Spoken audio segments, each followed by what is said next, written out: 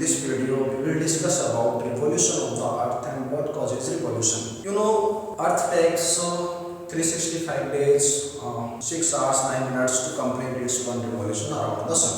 उसी revolution period को देखते हुए हमने इसकी पोजीशन को अलग अलग तरीके से रखा हुआ है. 3 months, 3 months, 3 months, 3 months.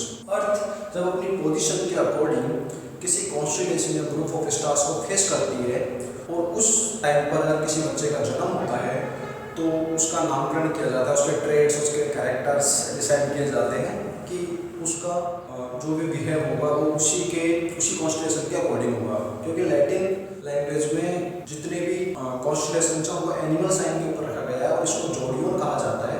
तो इस तरीके से हमारे 12 जोडियोन होते हैं. ये एक एस्ट्रोनॉमी का हिस्सा है और साइंस क्योंकि फैक्ट्स और डाटाज के साथ बात करता है. So science does not believe in such things. हम जानते हैं कि रिवॉल्यूशन की वजह से क्या क्या होता है. रिवॉल्यूशन, आपको पता है रिवॉल्यूशन से सीजनल चेंजेस होते हैं, लेकिन ये एक हमारा मिसकंसेप्शन है कि सिर्फ रिवॉल्यूशन की वजह से सीजनल चेंजेस होते हैं. हमको पता है कि हमारा जो अर्थ है वो एक फिक्स एंगल पे टिल्टेड है और उसी एंगल पे क्या कर रहा होता है, रोटेट कर रहा होता है एक स्पीड के साथ 1670 किलोमीटर पर आवर के साथ. इसका रिवॉल्यूशन जो स्पीड होता है वो 30 किलोमीटर पर सेकेंड होता है. या फिर हम कह सकते हैं अगर पर आवर का निकाले तो 60 into 30 into 60 6318 61800 kilometre per hour. ये इसका रिवॉल्यूशन स्पीड होता है अराउंड द सन. क्योंकि अर्थ रोटेट कर रहा होता है वेस्ट टू ईस्ट, उसी तरीके से ये रिवॉल्व करता है वेस्ट टू ईस्ट. और सारे के सारे प्लैनेट वेस्ट टू ईस्ट ही रिवॉल्व करते हैं. इन्हें प्लैनेट्स क्यों कहा जा रहा है? ये भी एक लैटिन वर्ड है जिसका मतलब होता है घूमने वाला. तो ये सारे सूर्य के चारों तरफ घूम रहे होते हैं, इसलिए इन्हें प्लैनेट्स कहा जाता है. ये नेबुला थ्योरी के ऊपर डिपेंड है. आप अगले वीडियो में हम जानेंगे नेबुला थ्योरी क्या है. नेबुला थ्योरी कई सारे गैसेज और डस्ट पार्टिकल्स का एक हिस्सा था जो कि ग्रेविटेशनल पुल की वजह से जब वो चारों तरफ रिवॉल्व कर रहा था गैलेक्सी के, तो उसमें से जो सेंटर ऑफ मास था सन 98 और 99% जो कंसिस्ट करता है पूरे सोलर सिस्टम का, वो एक डिस्क के रूप में रह गया और बाकी सारे के सारे प्लैनेट्स उसके चारों तरफ रिवॉल्व करने लगे.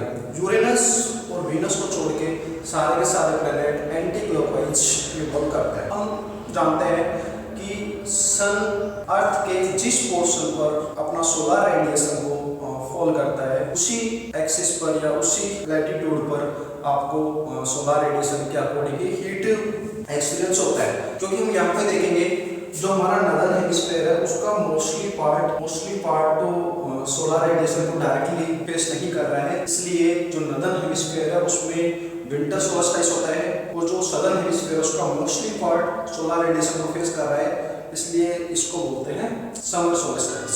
आगे जैसे जैसे अर्थ अपना रिवॉल्यूशन कंप्लीट करती जाती है तो पोजीशन बदलती जाती है. यहाँ पर देखने के बाद हमको एक चीज पता चलती है कि इसका जो सोलर रेडिएशन का जो अमाउंट ऑफ लाइट है ये इक्वल अमाउंट में ही प्राप्त कर रहा होता है जितना कि ये इस पोजीशन पर कर रहा होता है. लेकिन इस केस में और इस केस में ऐसा नहीं है. दोनों केसों में इसका जो टेम्परेचर वेरिएंस है वो अलग अलग है.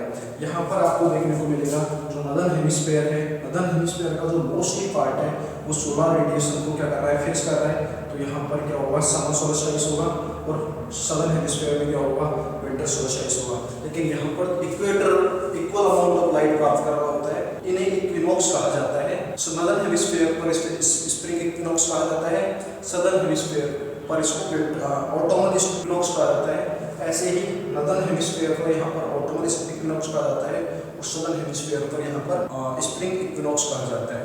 ये 21 मार्च स्प्रिंग इक्विनॉक्स नदर्न हेमिस्फीयर पर, क्योंकि नदर्न हेमिस्फीयर पर रहते हैं. और इसी तरीके से 23 सेप्ट को नदर्न हेमिस्फीयर पर ऑटम इक्विनॉक्स होता है. हम आपको एक इंटरेस्टिंग बात अगर बताई जाए तो जो ऑस्ट्रेलियन लोग होते हैं वो अपना क्रिसमस समर सीजन के अंदर सेलिब्रेट करता है. उसे हम कहते हैं अपेलियन. ये मोस्टली 4 जून और 4 जुलाई को पड़ता है और हर साल ये अलग अलग हो सकता है क्योंकि सन 365 डेज का जो वेरिएशन होता है, हीट वेरिएशन वो इसको दे रहा होता है.